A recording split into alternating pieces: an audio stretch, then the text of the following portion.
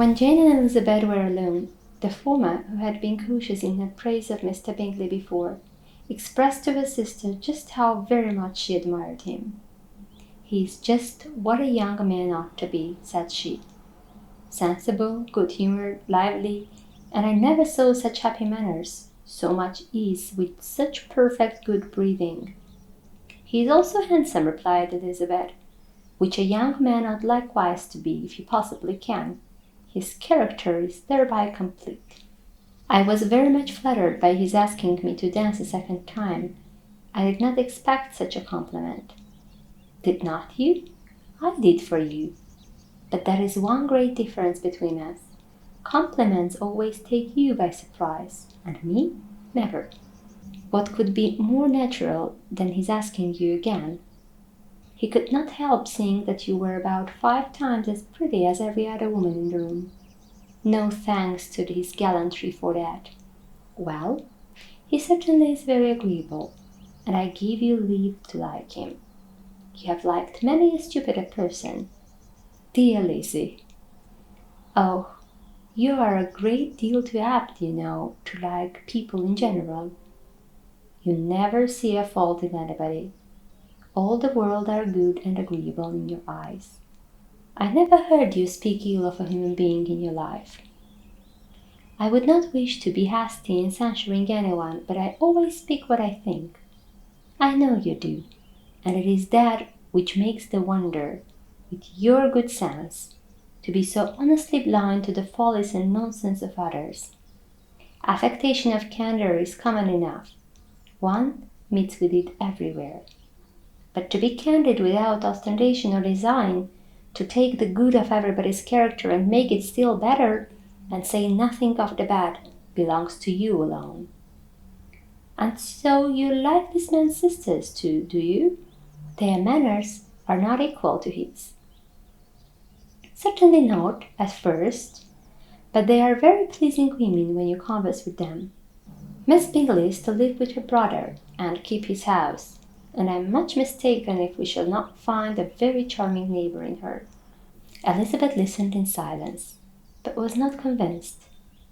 Their behaviour at the assembly had not been calculated to please in general, and with more quickness of observation and less pliancy of temper than her sister, and with a judgment too unassailed by any attention to herself, she was very little disposed to approve them.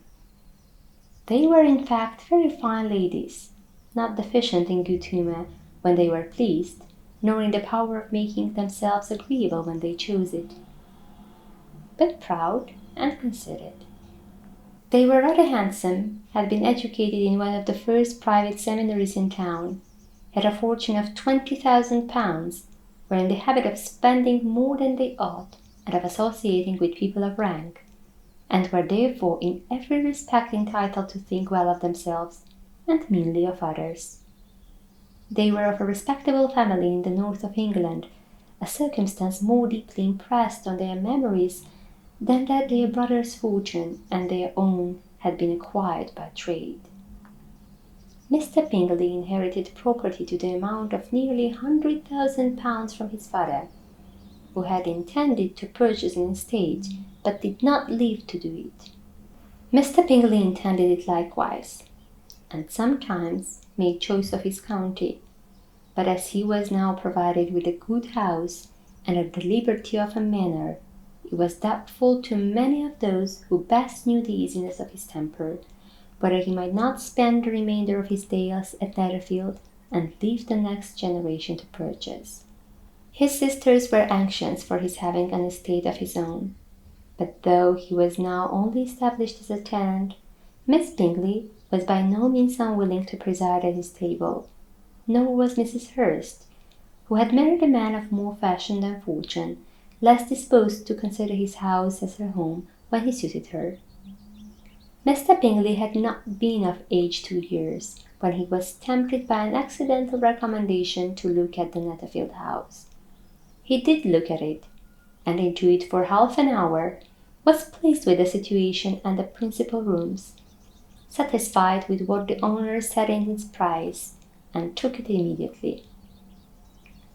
Between him and Darcy there was a very steady friendship, in spite of great opposition of character.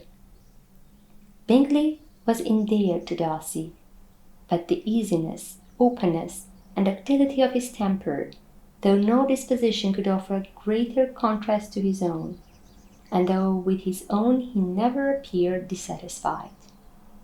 On the strength of Darcy's regard, Bingley had the firmest reliance, and of his judgment the highest opinion.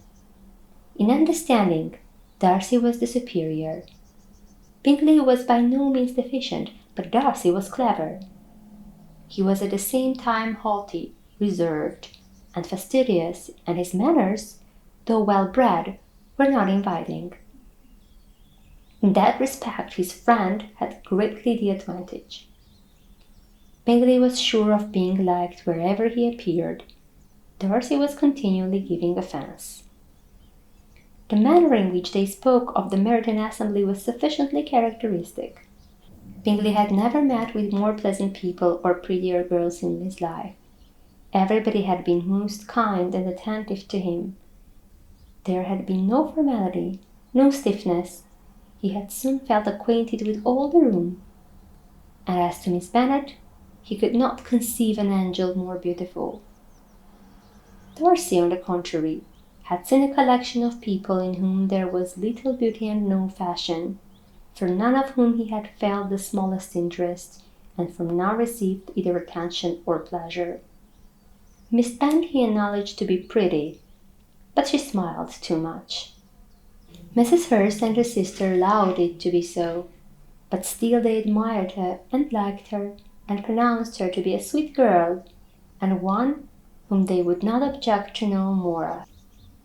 Miss Bennet was therefore established as a sweet girl, and their brother felt authorized by such commendation to think of her as he chose.